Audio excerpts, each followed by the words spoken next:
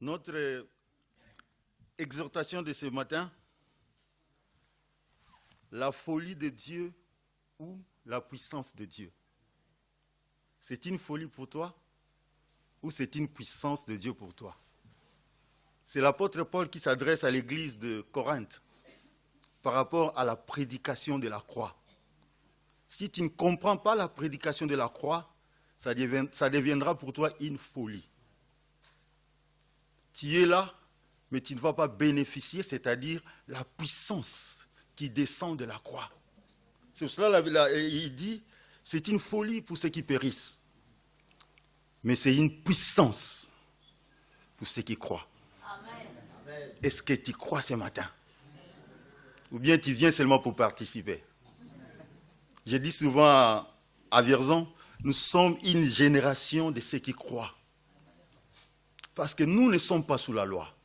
Nous sommes sous la grâce. La grâce est liée à la foi. La loi tue ses enfants. Parce que devant la loi, il y a le péché. C'est la loi qui amène la connaissance du péché. Mais la grâce amène la délivrance du péché. Amène la libération du péché.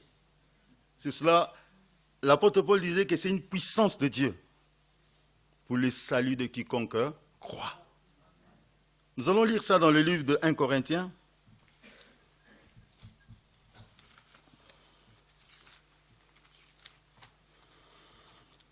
Chapitre 1er, à partir du verset 17.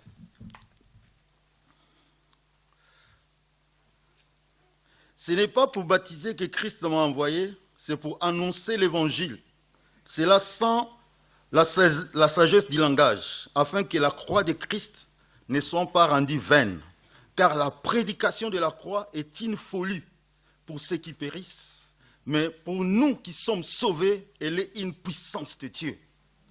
Aussi est-il écrit, j'ai détruit la sagesse des sages, j'anéantirai l'intelligence des intelligents. Où est les sages? Où est les scribes? Où est les disputeurs de ce siècle? Dieu n'a-t-il pas convaincu il n'a pas convaincu de folie la sagesse du monde? Car puisque le monde, avec sa sagesse, n'a pas connu Dieu, dans la sagesse de Dieu, il a plu à Dieu de sauver les croyants par la folie de la prédication. Les Juifs demandent les miracles. Les Grecs cherchent la sagesse. Mais nous prêchons Christ crucifié. Scandale pour les Juifs, folie pour les païens, mais puissance de Dieu et sagesse de Dieu pour nous qui sommes appelés. Amen. Mes bien-aimés, j'ai dit, c'est une folie, c'est à la fois une puissance de Dieu. Si tu crois, ça sera pour toi une puissance de Dieu. Mais si tu ne crois pas, ça sera une folie. Ça sera une chose lointaine. Moi, je dis souvent, c'est comme du savon. On peut faire toute la publicité autour d'un savon. Ça ne suffit pas, il faut l'utiliser. Pour savoir que ce qu'ils disent, c'est la vérité ou pas. Comme souvent, je rigole avec l'église de Vierzon, je dis souvent, ici en France, on nous parle c'est du chocolat. C'est croquant, c'est fondant. Mais si tu ne goûtes pas le chocolat, tout ce qu'ils disent là, ça reste en l'air. C'est pareil avec la croix. Si tu ne crois pas à ce qui découle de la croix, ça sera une folie pour toi. Nous allons maintenant partager de ce qui découle de la croix. L'apôtre Paul le parle dans le livre de Romains chapitre 6.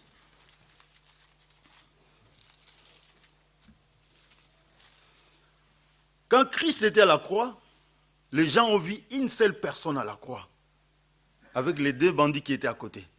Mais quand Paul a vu la croix spirituelle, il a vu le monde entier. Il a vu le monde entier à la croix. C'est ça ce qu'il dit ici dans le livre de Romains chapitre 6, verset 6. Sachant que notre vieil homme a été crucifié avec lui, afin que le corps du péché fût détruit pour que nous ne soyons plus esclaves du péché. Il a dit, sachant que notre vieil homme,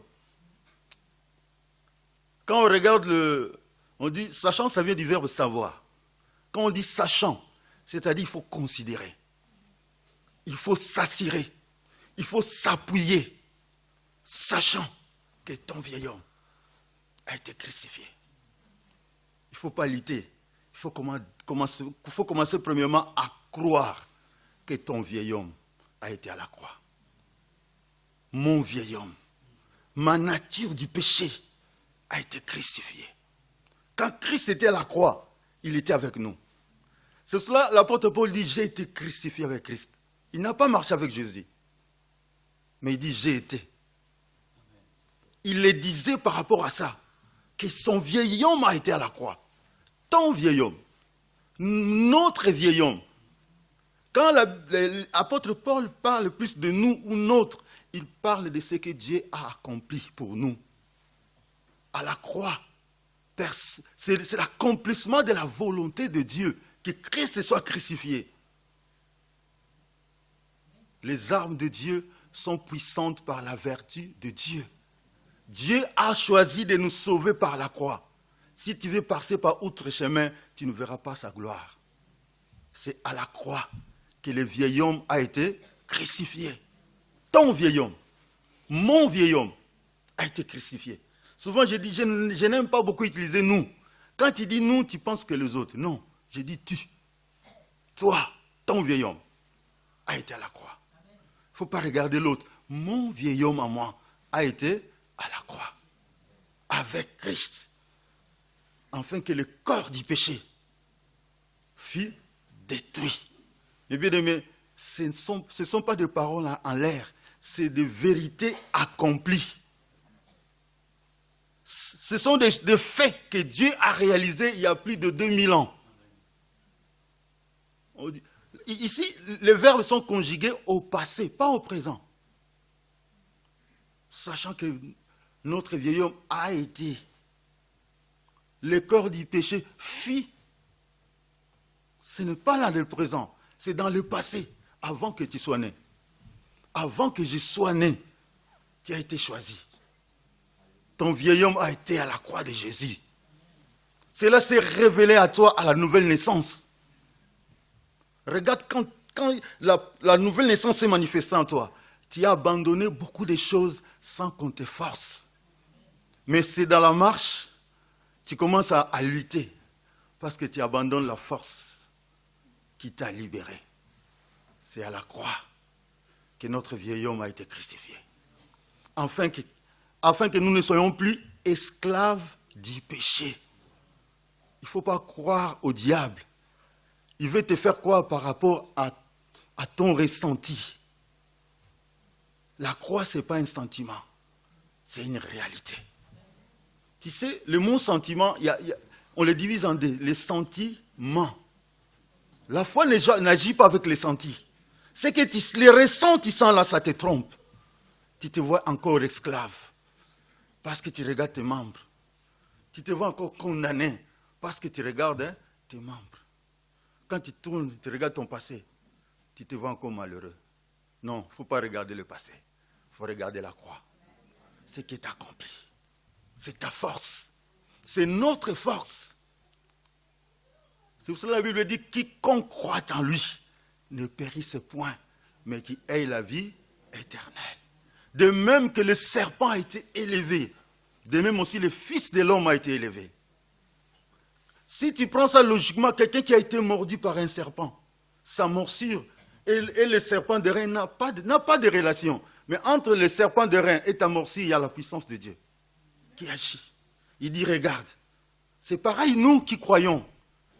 Quand nous croyons à ce qui est accompli à la croix, nous dégageons la puissance de Dieu d'opérer dans notre vie.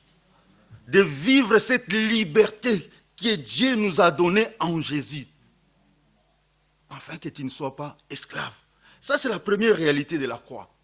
Que notre vieil homme a été crucifié. La deuxième réalité de la croix, nous le trouvons dans Romains chapitre 7, à partir du verset 4.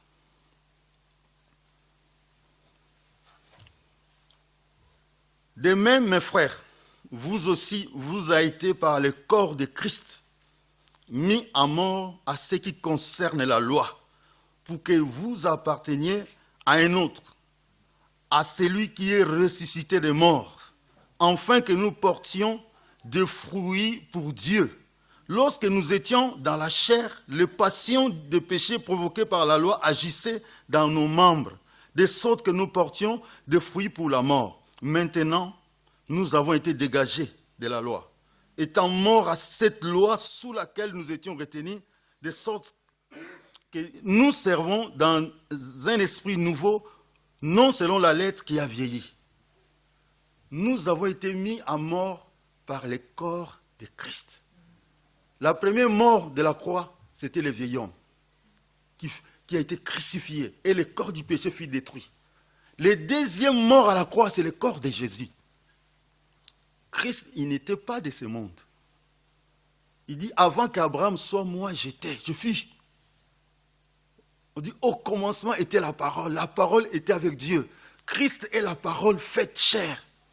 Son corps sans péché est brisé aussi pour nous, pour que nous ne soyons plus sous la loi, pour que nous soyons sous la grâce, pour que nous appartenions à celui qui est ressuscité. Quand Christ est ressuscité, la Bible dit, il est déclaré fils de Dieu par la résurrection.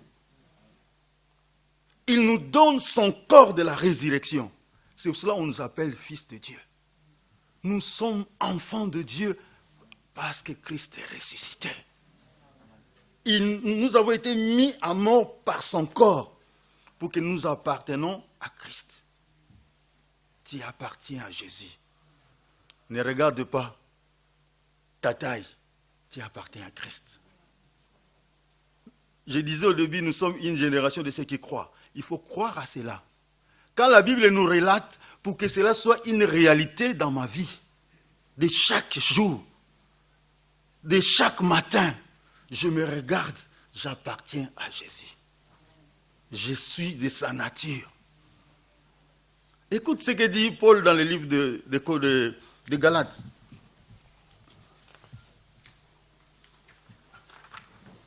Galates chapitre 4, à partir du verset 4.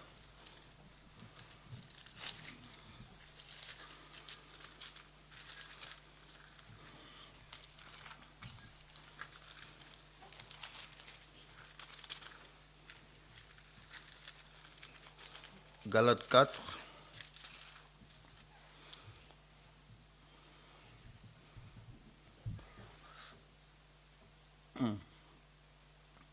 Lorsque les temps ont été accomplis, Dieu a envoyé son Fils, né d'une femme, né sous la loi, afin qu'il racheta ceux qui étaient sous la loi, afin que nous ressuscions l'adoption.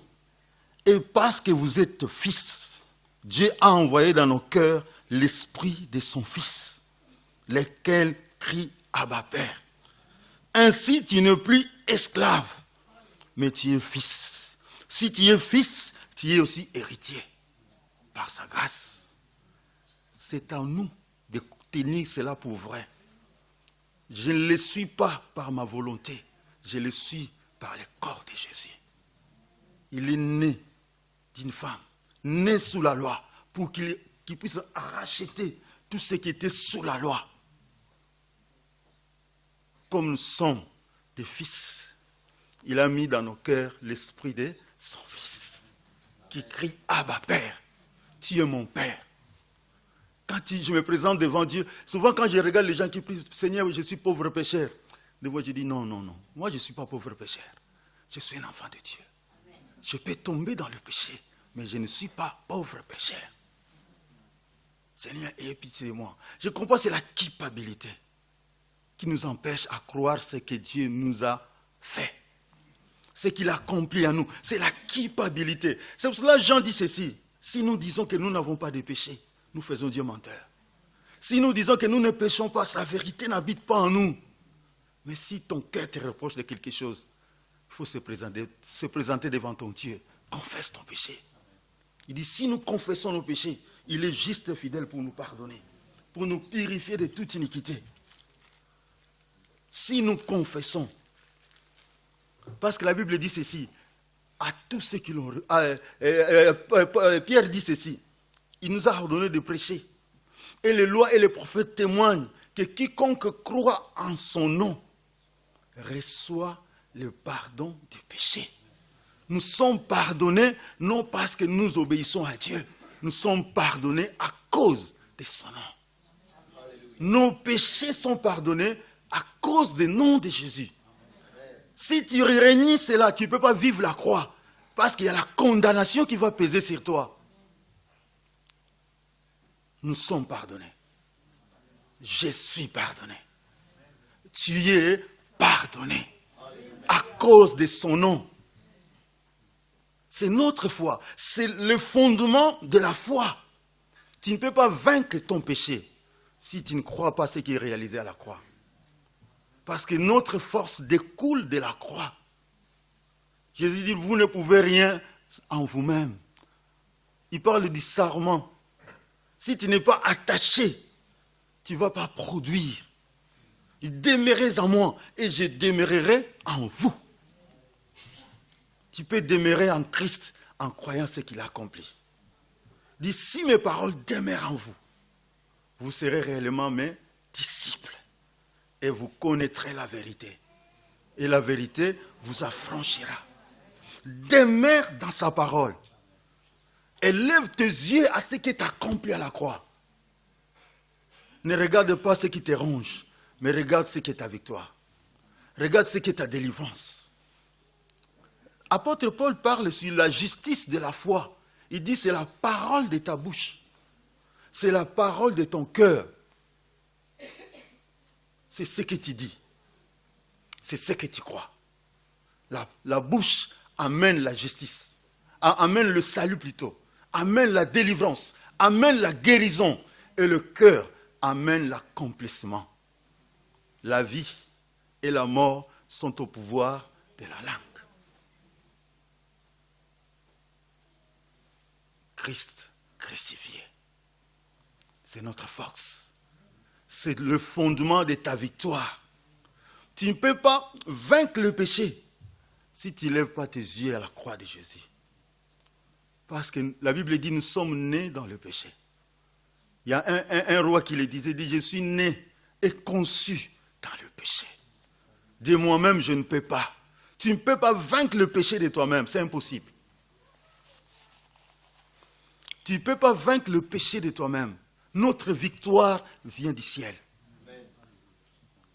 La victoire nous est communiquée du ciel. Il dit, il a mis l'esprit de son Fils. Le Saint-Esprit qui vient à nous, vient pour que nous soyons capables à obéir à Dieu. L'esprit qui a ressuscité Christ, si l'esprit-là habite en toi, rendra la vie à ton corps mortel. La croix de Jésus nous a libérés. À la croix, il n'y a pas la vie, il y a la mort. Il nous a tués. Et il a tué son corps pour que tu ne sois plus esclave.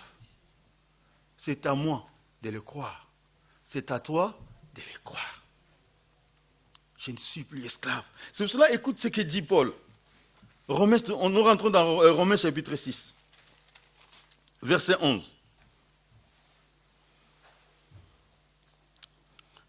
Ainsi, vous-même, regardez-vous comme morts au péché et comme vivants pour Dieu en Jésus-Christ notre Seigneur.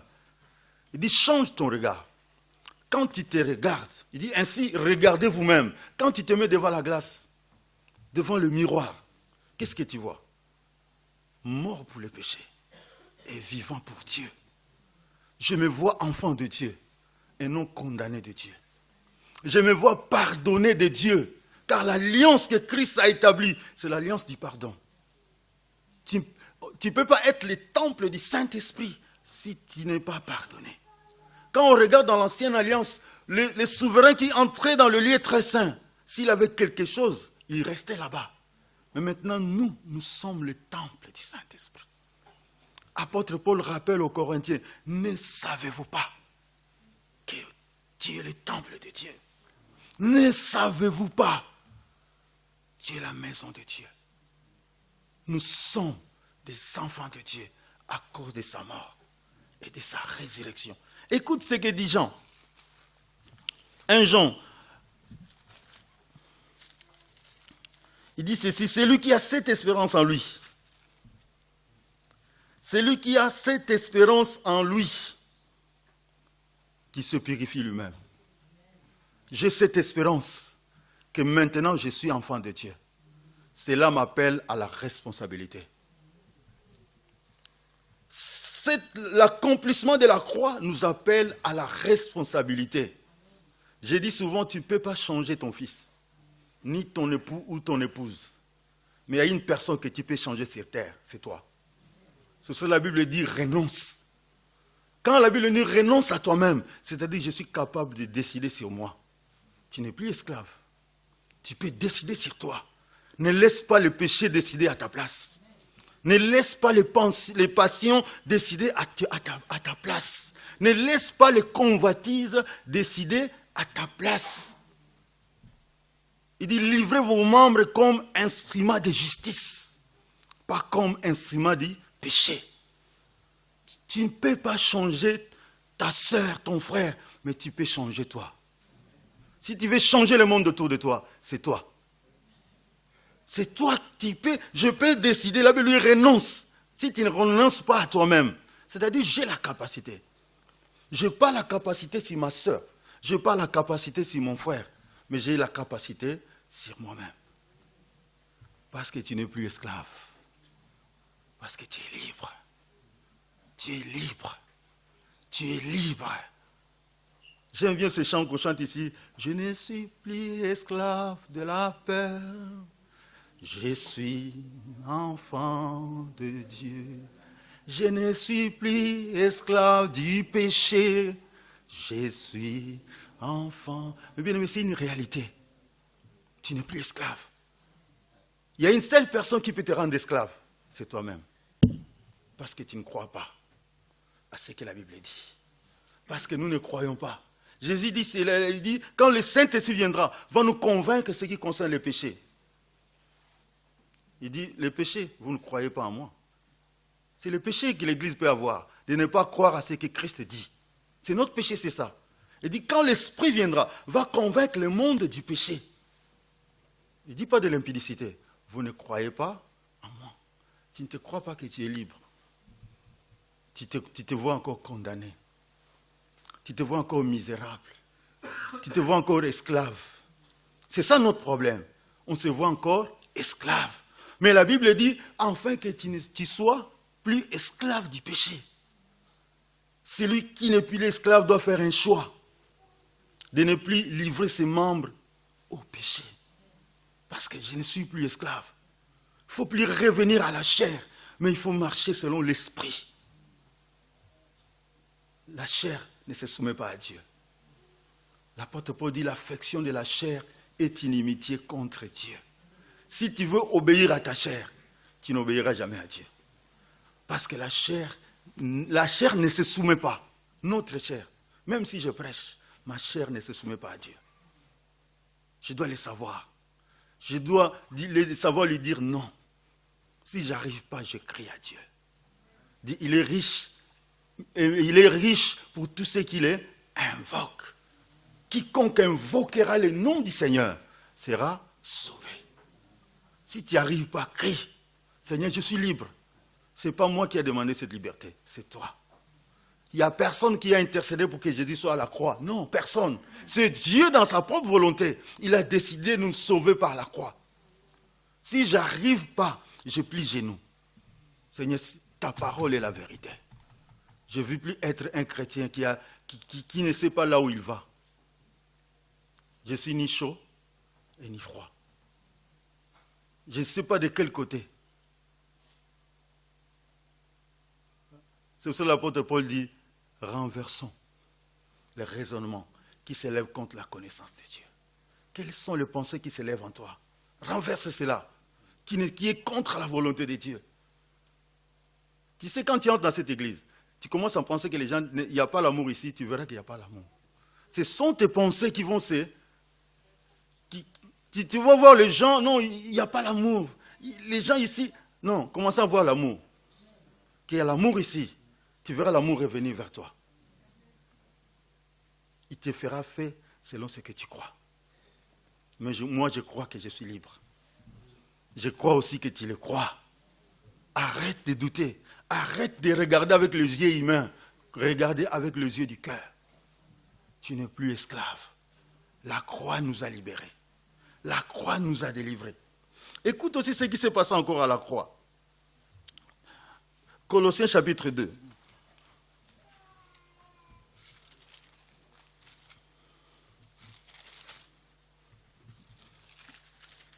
À partir du verset 13.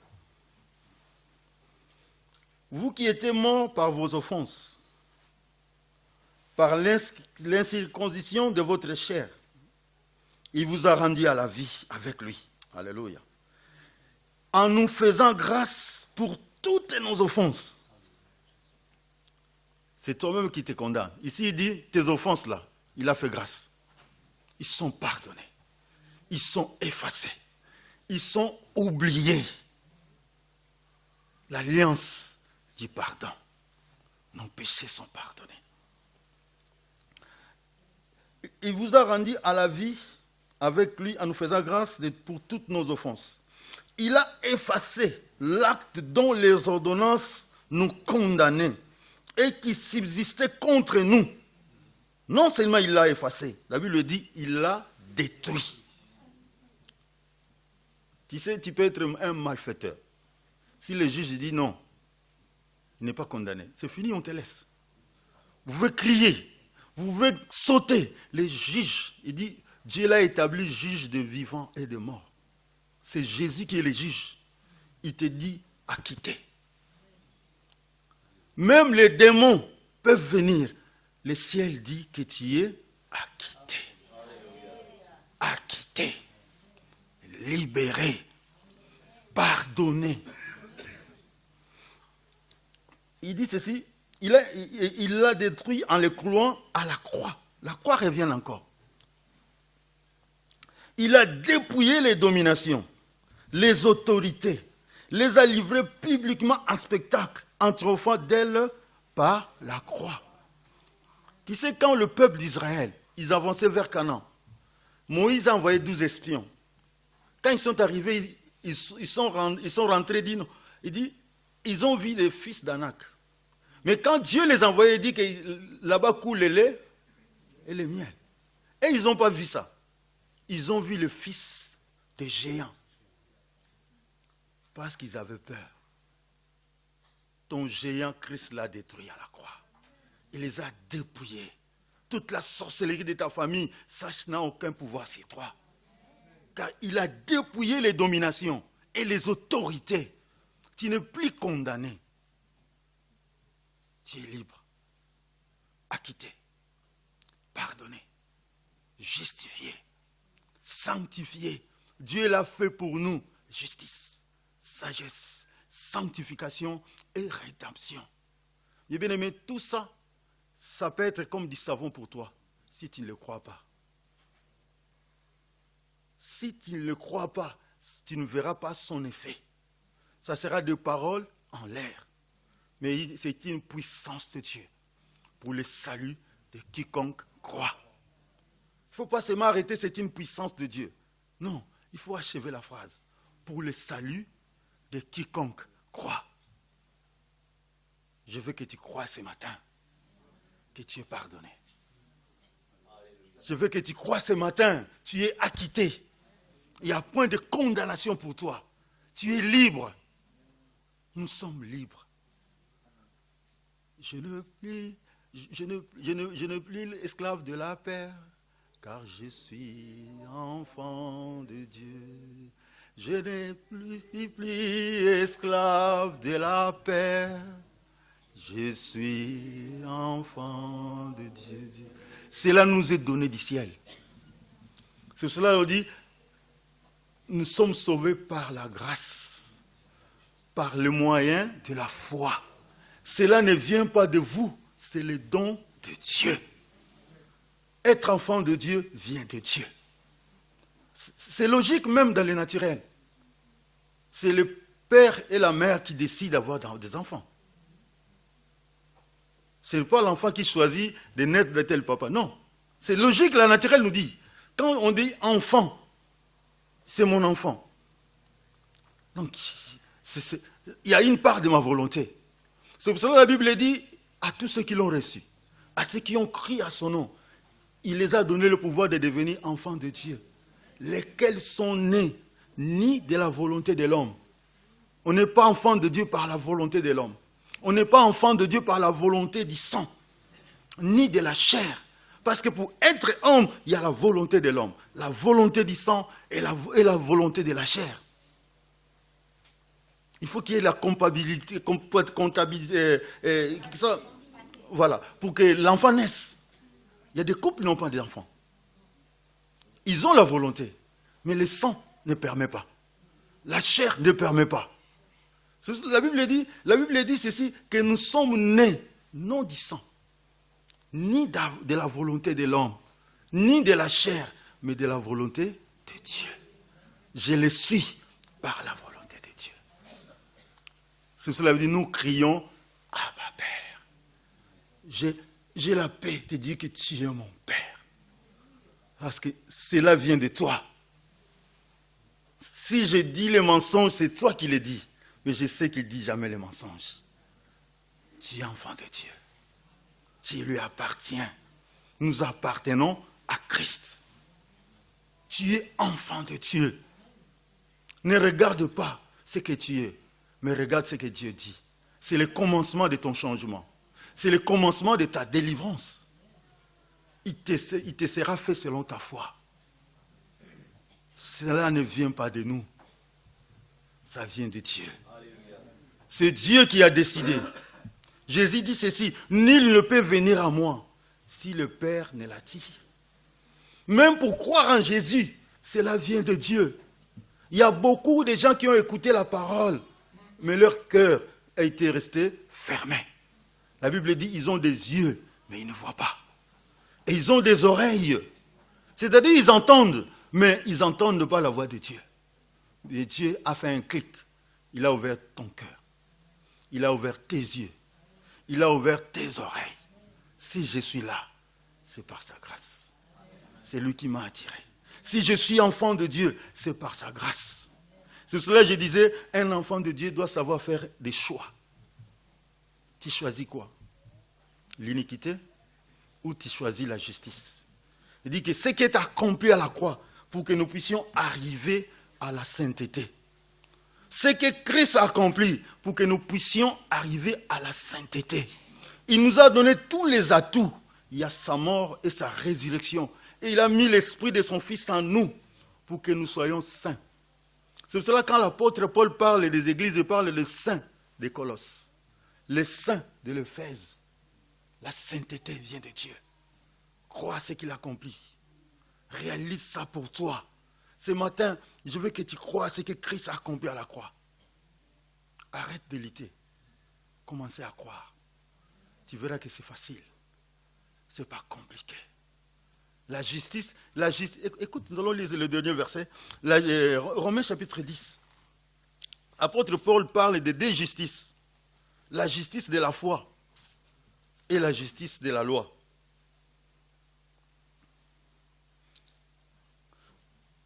Romains chapitre 10, verset 5. En effet, Moïse définit ainsi la justice qui vient de la loi. L'homme qui mettra ces choses en pratique vivra par elle. Ça, c'est la loi. Il faut aimer Dieu de tout ton cœur, de toute ta force, de toute ton âme. C'est toi qui vas vers Dieu. Mais non, il dit le contraire. Quand il parle maintenant, il dit, mais voici comment parle la justice qui vient de la foi. Ne dis pas à ton cœur qui montera au ciel, qui va descendre. Ne dis pas à ton cœur qui montera au ciel. C'est en faire descendre Christ. Ou qui descendra dans l'abîme, c'est faire remonter Christ d'entre les morts. Que dit-elle donc? La parole est près de toi, dans ta bouche, dans ton cœur. C'est la parole de foi que nous prêchons. Quand on parle de la croix, c'est la parole de la foi. C'est-à-dire que ça soit une ferme assurance pour moi. Je me fonde sur ça, je suis libre. Je ne regarde pas mon corps, mais je regarde ce qui est accompli. Ce qui est accompli est plus fort que ta chair. ça va briser ta nature. Ça va briser. Je me souviens encore, j'ai déjà donné ce témoignage à l'église de Vierzon. Quand j'étais encore en Afrique, je viens en peine de me repentir dans la vie chrétienne. J'étais dans une église à peu près dans les 2500 personnes. C'est une grande église. J'étais parmi les intercesseurs, un nouveau converti. D'un coup, tous les responsables sont partis. Il y a des autres qui sont voyagés, il y avait d'autres qui sont partis dans d'autres églises. Parce qu'il y avait des responsabilités. D'un coup, le pasteur me choisit. Denis, c'est toi qui es maintenant le responsable. Hein? Plus de 60 personnes. Tu n'as jamais dirigé une seule personne. Je ne savais pas comment m'y prendre. J'ai utilisé la dureté des langages. Et j'étais colérique. Après d'un mois, nous sommes restés 5. Tous les 55, hop, ils se sont barrés. Je reviens vers le pasteur, je dis, pasteur, j'arrive pas. Il m'a dit, frère, moi j'ai prié Dieu. Mais Dieu j'ai vu ta face. Il t'a dit que c'est toi. Il faut aller le voir. Mais bien, j'ai commencé à prier par rapport à ça. Mais un jour, un des 4 matins, comme ça, on vient à l'église, il y a une parole qui m'est donnée. La lenteur à la colère fléchit un prince. Des paroles douces. C'est une parole que le Saint-Esprit a traversée dans mon cœur. Or, cette parole-là lavait toute la colère qui était là. Parce qu'il y a la colère qui est là. Et il y a la colère qui est ici. C'est dangereux la colère qui est dans le cœur. Quand tu t'énerves, tu sens là ça. Non, c'était ça qui m'arrêtait. Mais cette parole, ça a été comme un marteau. C'est la puissance de la croix qui a mené cette parole. La colère est brisée. Mais bien aimé, j'ai été le meilleur responsable. Les 55 qui sont partis, ils sont revenus, l'Esprit de Dieu qui est allé les chercher. Et on a vécu des miracles. On a vécu des grandes choses. C'était par cette parole qui m'a libéré. Dieu a une parole pour toi. Appuie-toi sur sa croix. Il a une parole pour toi. Si tu es là, ce n'est pas en vain. Il te connaît. Il ne faut pas dire qu'il tarde. Non. La Bible dit, la foi, il y a le temps est fixé. Dans la foi, il y a un temps. Celui qui se retire, l'âme de l'Éternel ne prend pas plaisir à lui. Tu ne peux pas être agréable à Dieu sans la foi. Crois. La foi, c'est les afflictions. La foi, c'est la persévérance. L'apôtre Paul, quand il parle de la justice de la foi, il dit l'affliction. C'est comme un enfant qui veut marcher. Ce n'est pas d'un seul coup il arrive à marcher. Il doit apprendre à tomber, à se relever. Et l'envie de marcher le pousse vers l'avant.